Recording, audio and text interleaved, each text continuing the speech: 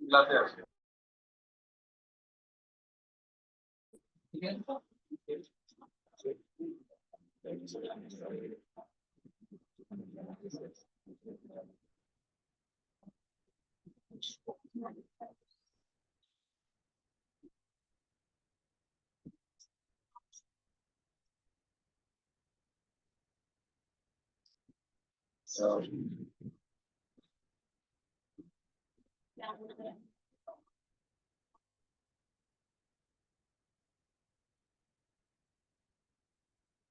পরটা হচ্ছে হলো কাপড়, তাহলে পরটা চিত্র মানে কি হবে তাহলে?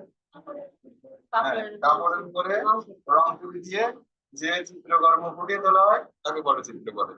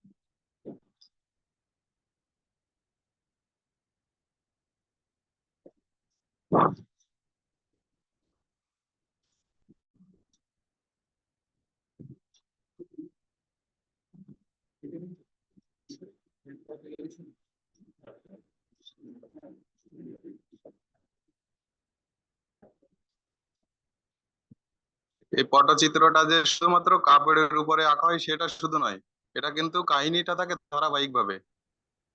যে বায়োস্কোপে যেরকম দেখায় ছোটবেলায় যে কাহিনী বলে। হ্যাঁ হ্যাঁ, ঠিক আছে, ক্লাস শেষ হোক তারপরে। যে একটা মাত্র চিত্র থাকে না, মানে কাহিনী বলা হয়, আর সেটা, হ্যাঁ, চিত্রগুলো ঘুরিয়ে ঘুরিয়ে দেখানো হয়। এটা হলো পটচিত্র। যে এই যেমন গাজীর পট, কালীঘাটের পট, জমপট, এটা আমিও জানি না, দেখা যাচ্ছে এগুলো, হ্যাঁ, একটা কাহিনী। এই যে সাহেব পটটা কি, কালীঘাটের পট, দেখা যাচ্ছে গাজীর পট যেটা, যে গাজী কালুর একটা কাহিনী আছে, তাদের যে ভাগগুলো, খারাপ দিকগুলো তুলে ধরা হয় না, ভালো যে দিকগুলো সেগুলোই দেখা যাচ্ছে বর্ণনা করা হয়। যে ধর্মে বিশ্বাসী যারা, তারা এগুলো কিন্তু মানে।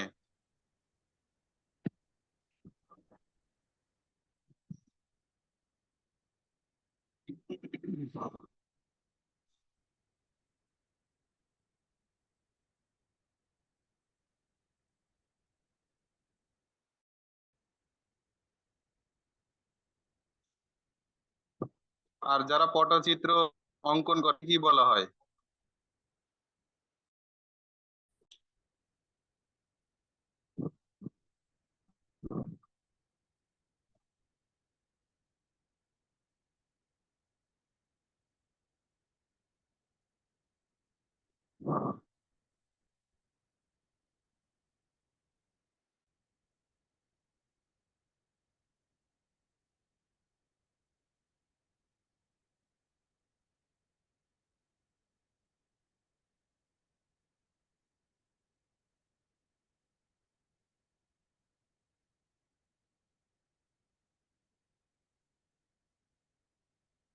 বাংলাদেশ শিল্পীদের মধ্যে একজনের নাম বলতে পারবেন যে পটুয়া বলা হয় তাকে? হ্যাঁ, কামরুল হাসান, যে বাংলাদেশে এমন একজন শিল্পী, তিনি হলেন কামরুল হাসান, যাকে পটুয়া বলা হয়। মানে পটুয়া বলে আখ্যায়িত করা হয়েছে আর কি। আরো অনেক শিল্পী আছে, তারাও হয়তো পরিচিত রেখেছেন, কিন্তু একজনের নামে বেশি হলো কামরুল হাসান।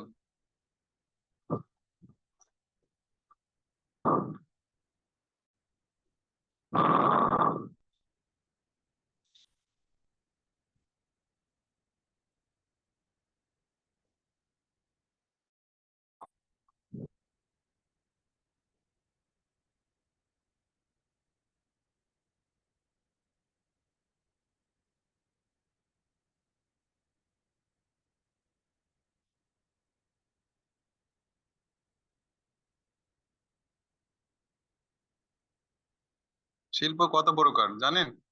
আমরা জানি কি? দুই প্রকার। শিল্প দুই প্রকার।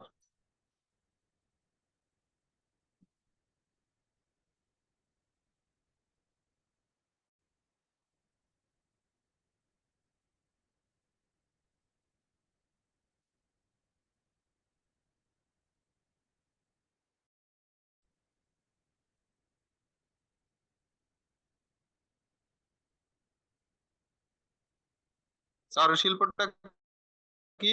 যেটা মনোরঞ্জনের জন্য তৈরি করা হয়, সেটা বিক্রি হতেও পারে, নাও হতে পারে, সেটা হলো চারুশিল্প। আর কারুশিল্প কি? আমাদের নিত্য প্রয়োজনীয় যেসব দ্রব্য সামগ্রী, যেগুলো বিক্রয়যোগ্য, সেটা হলো কারুশিল্প। চারুশিল্প বিক্রয় হয়, কিন্তু সেটা বিক্রি হতে পারে, নাও হতে পারে, শুধুমাত্র মনোরঞ্জন বা কিছু জন্য। হ্যাঁ, এটা এটা অবশ্যই প্রয়োজন। আর এটা দেখা যাচ্ছে প্রয়োজন, যদি কেউ বোধ করে তাহলে প্রয়োজন, না করলে নয়। হ্যাঁ।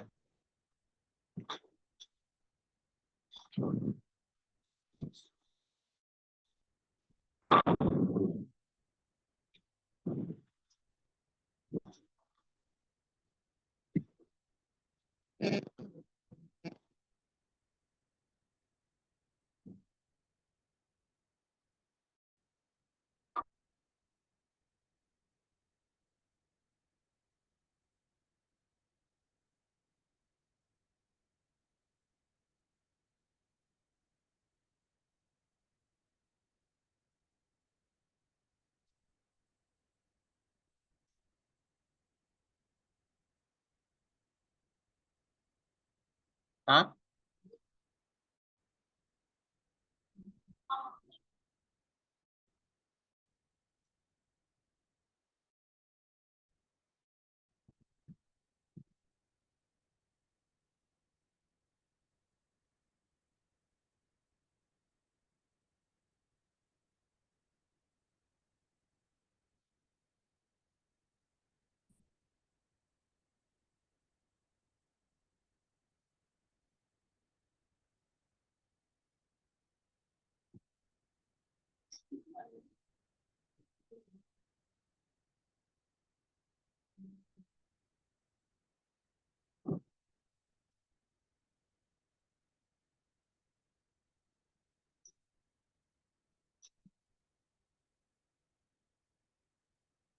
এখানে দেখা যাচ্ছে প্রশ্নটা দুই ভাবেও আসতে পারে: কোথায় জন্মগ্রহণ করে বা কত সালে জন্মগ্রহণ করে। শুধু প্রশ্নের সংখ্যা না বাড়িয়ে আমি একটা প্রশ্নের মধ্যে দুটো অ্যান্সার করে দিচ্ছি।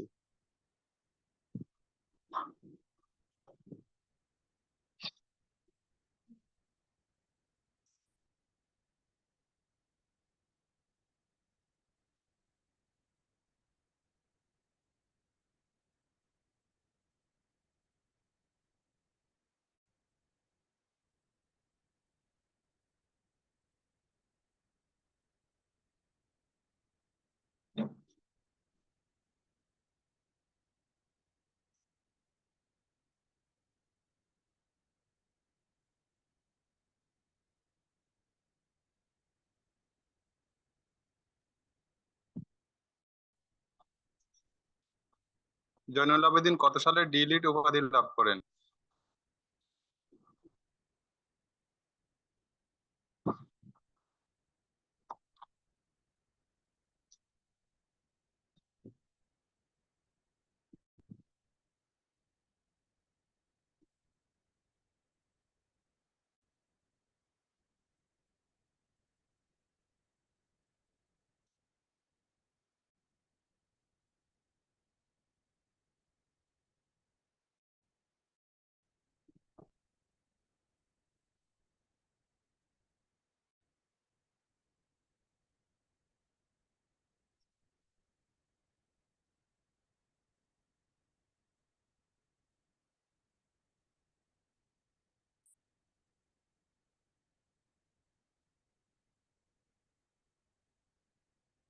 এখানেও কিন্তু ঠিক একই অবস্থা, আগেটার মতোই।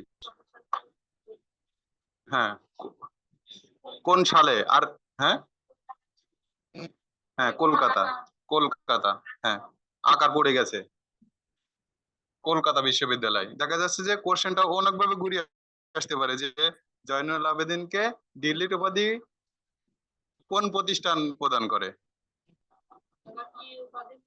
হ্যাঁ, এটা হচ্ছে ব্যাপার, যে কলকাতা বিশ্ববিদ্যালয় জয়নুল আবেদিনকে কি উপাধি প্রদান করেন। মানে এক প্রশ্নের মধ্যে কিন্তু তিনটা উত্তর কিন্তু।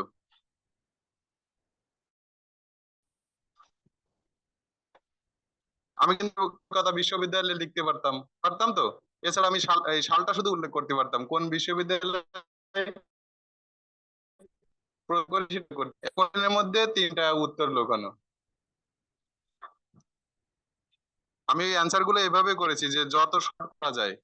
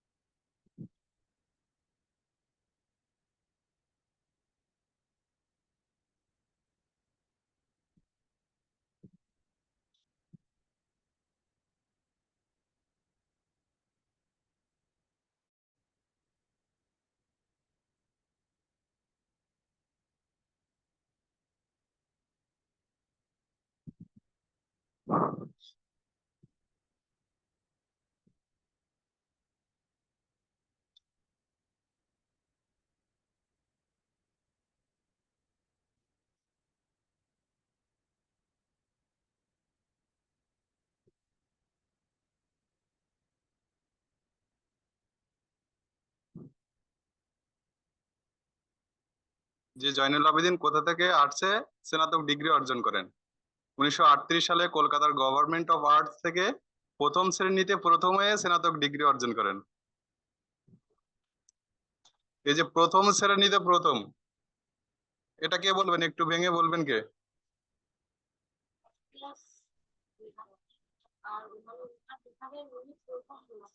হ্যাঁ, মানে যেটা আমরা ইংরেজিতে যেটা বলি ফার্স্ট ক্লাস ফার্স্ট, মানে ডিসিপ্লিনের মধ্যে প্রথম হওয়া আর কি।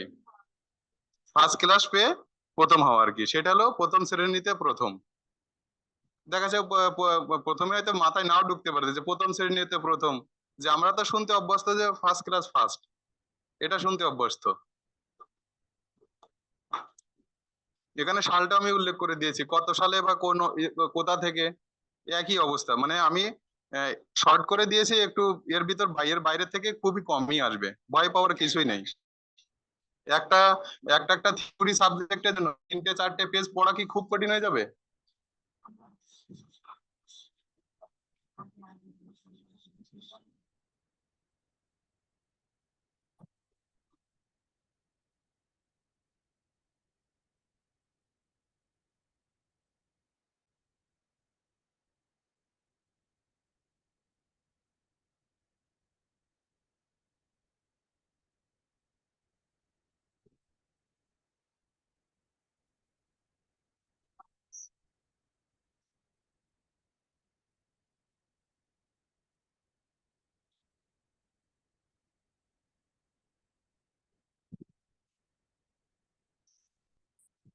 আমরা সবাই তো আর্টের টিচার হবেন সেই উদ্দেশ্যে আসছেন, তাই না? এক্ষেত্রে কিন্তু হাতের লেখাটাও কিন্তু একটা আর্ট, যে ক্যালিগ্রাফি যেটা বলেছি। শুধু আঁকতে পারলেই হবে না, ভালো লিখতেও জানতে হবে।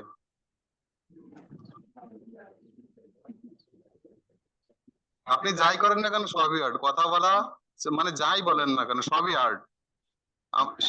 কেউ স্বীকার করে আর কেউ করে না, এটা হচ্ছে ব্যাপার।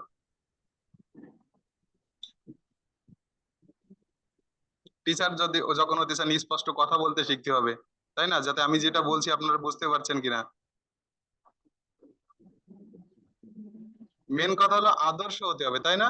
সবকিছুতে খুব ভালো হওয়ার দরকার নেই, আদর্শ এক জিনিস, আর খুব ভালো হওয়া কিন্তু আরেক জিনিস, তাই না? আমরা দেখা যাচ্ছে যে একজন খুব সুন্দর দেখতে কিন্তু সে বেটে, হ্যাঁ, কিন্তু খুব সুন্দর দেখতে অনেক লম্বা, তাহলে কিন্তু আদর্শ হলো না। তাহলে আদর্শ মানেটা বুঝতে পারছেন, যে পারফেক্ট, যেটা যতটুকু দরকার ততটুকুই। দেখা যাচ্ছে একজন খুব দেখতে সুন্দর কিন্তু এত ফর্সা, একটু দূরে গেলে মুখ ঝাপসা দেখা যায়, তাহলে তো আদর্শ হলো না রংটা। গায়ের রংটা কি আদর্শ হলো? দেখবেন পার্লারে গেলে ফর্সা মেয়েটাকেও একটু কালার অফ করে দেয়, তাই না? ওইটা হলো আদর্শ এই কারণে। তাহলে আমরা সর্বক্ষেত্রেই আমরা আদর্শ হওয়ার চেষ্টা করব, খুব ভালো হওয়ার দরকার নেই, আদর্শ হলেই যথেষ্ট।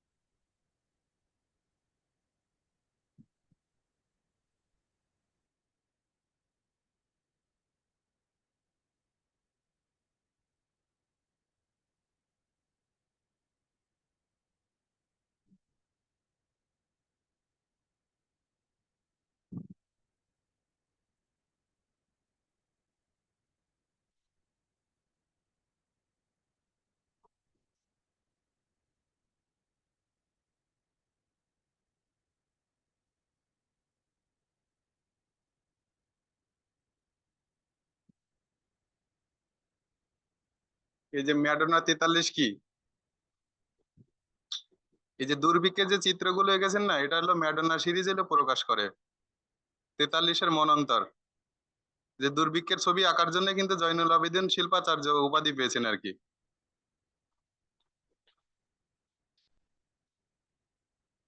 আর জোড়ামুখ ছবিটা হলো জয়নুল আবেদিনের সর্বশেষ আঁকা ছবি। উনি তো ক্যান্সারে মারা যান। হ্যাঁ, ক্যান্সারে মারা যান তো, মৃত্যুসজ্জায় উনি সর্বশেষ ওই ছবিটা আঁকেন, জোড়ামুখ। হ্যাঁ, পাশাপাশি মুখ। হ্যাঁ, পাশাপাশি দুটো মুখ। শিল্পকর্মে তো নাম বিভিন্ন রকম হতে পারে তার ইচ্ছা মতো, যে একটা মানুষের যে দুটো মুখ এরকম নয়, পাশাপাশি মুখ এঁকেছেন এই কারণে জোড়া মুখ। কর্মের না, নবান্নটা তো দেখা যাচ্ছে যে নবান্নটা এরকম, যে আমরা পয়লা বৈশাখে উৎসব করে থাকি, তার আগে তো ধান কাটা হয়, এর যে অনুষ্ঠান আদি হয় আগে হতো, এখন এগুলো তো মানে মানে থাকি আমরা বেশি আধুনিক হচ্ছি বলে, এটা নবান্ন। আর মনপুরা 70 হলো যে জলোচ্ছ্বাসের একটা ছবি, যেখানে দেখা যাচ্ছে সারি সারি লাশ পড়ে আছে, আর সর্বশেষে একজন লোক মানে শোকাহত মাথা নিচে বসে আছে। এরকম একটা ছবি মনপুরা 70। আর সাঁওতাল পরিবারটা হচ্ছে যে আমাদের সাঁওতাল যে উপজাতি আছে আমাদের দেশে, সেখানে কয়েকজন সদস্য মিলে একটা সাঁওতাল পরিবার। এখানে সাঁওতাল দম্পতি দেখা গেছে স্বামী স্ত্রী আর জোড়া মুখ। মানে আমি কিন্তু সব সম্পর্কে কিন্তু ছবির ধারণা দিয়ে দিলাম। না, ওটা হলো সাল তো 1970 সালে, যেটা জলোচ্ছ্বাস হয়েছিল। এই যে ম্যাডোনা 43 43 বলে, হ্যাঁ। কিন্তু ম্যাডোনা বলতে যে এটা দুর্ভিক্ষের, এটা তো আমরা জানি না। ম্যাডোনা যে উল্লেখ করেছে, কিন্তু ওই যে জলোচ্ছ্বাসের জন্য যে মনপুরা মনপুরা যে দ্বীপ, ওখানে জলোচ্ছ্বাস হয়েছিল, ওখানে অনেক লোক মারা যায়। হ্যাঁ, 1970 সালের ঘটনা তো ওইভাবে বলতে পারবো না, যেটুকু পেয়েছি 1970 সালের ঘটনা এখন তো ওইভাবে পাওয়া যাবে না। ইতিহাস মানে যখন তখন তো ইতিহাস পাল্টায়, তাই না? আর দেখবেন যে একটা ছোট গল্প যদি 10 জন জানে, 10 জনের কাছে শুনবেন, দেখবেন 10 রকম। যে কেউ গল্প করতে করতে গাছের থেকে পড়ে যায়, কিভাবে? মানে কিভাবে সম্ভব? মনে হচ্ছে না যে গল্প করতে গেলে গাছের থেকে কিভাবে পড়ে যায়। তা 10 জনের কাছে গল্প, একই গল্প যেরকম 10 রকম হয়, এই কারণে গাছের থেকে পড়ে যায় গল্প করতে করতে। দেখা যাচ্ছে কেউ বললো যে আজকে এখানে ঝামেলা হয়েছে, 5 জন মারা গেছে। তাহলে ছোট বিষয়টা, এই যে একটা তাল পাইছে এত ছোট, প্রথম জন বললে এত ছোট, কিন্তু যে গাছে উঠে আছে সে বলবে এত বড়। তাহলে কি গাছে থেকে পড়ে যাবে না? গাছে উঠতে উঠতে গল্প করতেছে যে তালটা কত বড়, এত বড়, এই জন্য সে গাছ থেকে পড়ে যাচ্ছে। তো এইটাই তো ব্যাপার যে, কিন্তু তাহলে গল্পটা তো আমার গাছে উঠে করা উচিত, কিংবা নেমে করা, গাছে উঠতে উঠতে গল্প করা উচিত না। গাছে মানে গল্প করতে করতে লোক গাছ থেকে পড়ে যায়। আর ইতিহাস বিকৃত হয় সময়ের পরিবর্তনে। আর যখন মানে একই কথা 10 জনের মুখে শুনবেন, তখন ইতিহাস বিকৃত হয়ে যাবে। ইতিহাস হোক বা ধর্ম কাহিনী হোক, বিকৃত হবেই। ব্যক্তিগত কথা হোক, আপনি একরকম করে বলবেন, আমি অন্যরকম ভাবে উপস্থাপন করব। শাশুড়ি যখন নিজের মেয়ের সঙ্গে বৌমার গল্প করবে, বৌমা যেটা বলেছে সেটা কিন্তু অন্যভাবে ঘুরাই বলবে, তাই না? তাই এরকমই সবকিছুতে এরকমই হয়।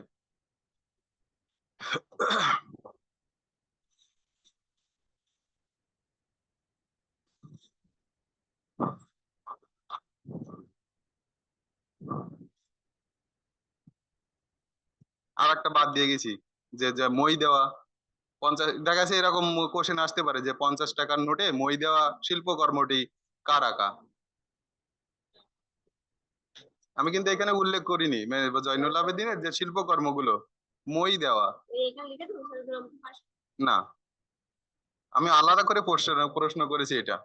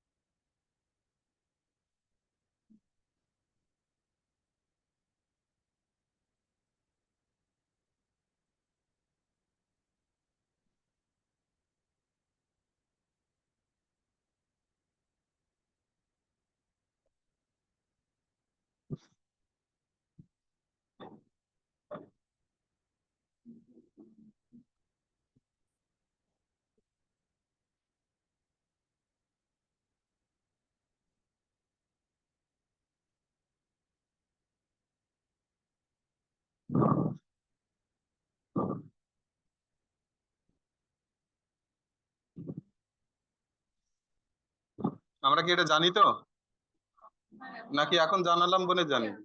আগে থেকে জানি না।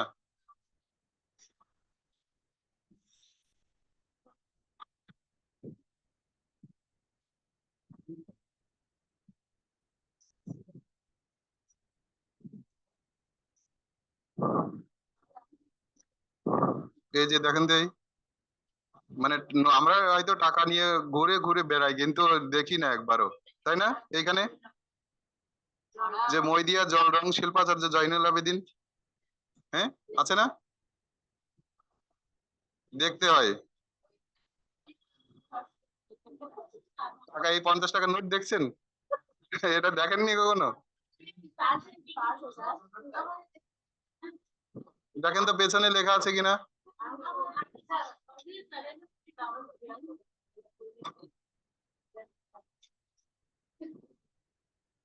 আগে যে পুরাতন নোট গুলো ছিল, মানে যে 20 টাকার নোট বলেন, 50 টাকার নোট, হ্যাঁ সে মাধ্যমটা কি সেটা উল্লেখ করা আছে। আগে এলো নোট গুলো বেশি সৌন্দর্য ছিল। ছোটবেলায় যে নোট গুলো দেখছি 500 টাকার নোট, বড় একটা নোট ছিল 500 টাকার নোট। সুপ্রিম কোর্টের হলো স্থাপত্যটা, 20 টাকার নোটে এলো পাট ধুচ্ছে এরকম সৌন্দর্য ছিল। এখন সৌন্দর্যটা অনেকটা মানে হারিয়ে গেছে আর কি। হ্যাঁ, 1 টাকায় ছিল 3টা হরিণ পাওয়া যায়। শহীদ মিনার, দোয়েল পাখি, এগুলো তো এখন দোয়েল পাখির ওইটা তো পাওয়াই যায় না।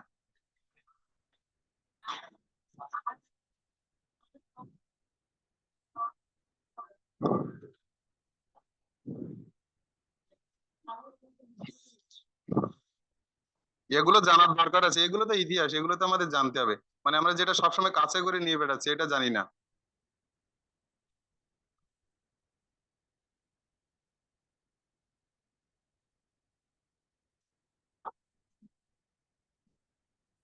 মেডানাতিতালিশ কি?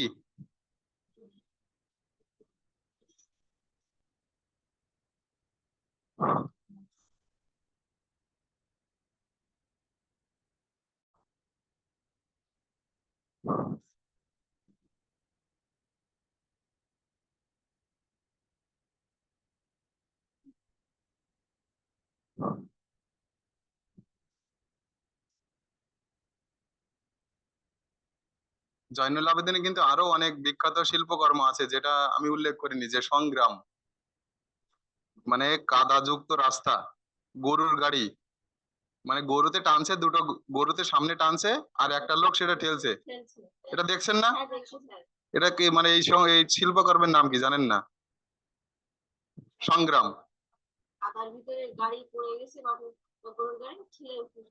এরপর গুণ টানা, গুণ টানা কি জানেন? কি? হ্যাঁ, অনেকে, আমরা এখন অনেকে গুণ টানি, এরকম নয় কিন্তু, এই গুণ টানা নয়।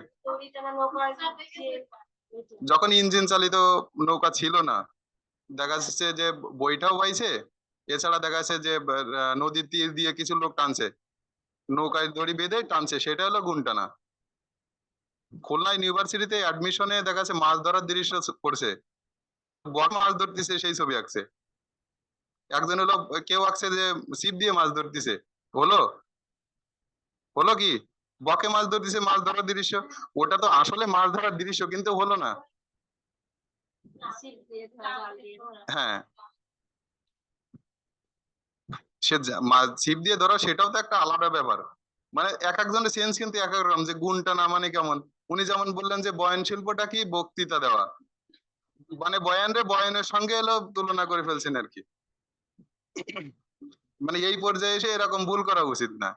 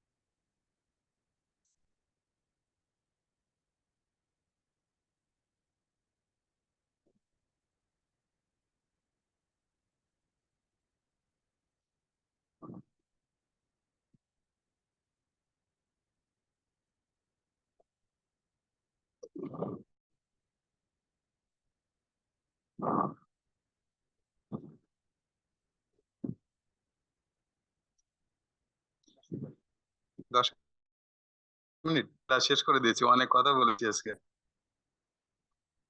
আজকে ক্লাসে এই পর্যন্ত, সবাইকে ধন্যবাদ।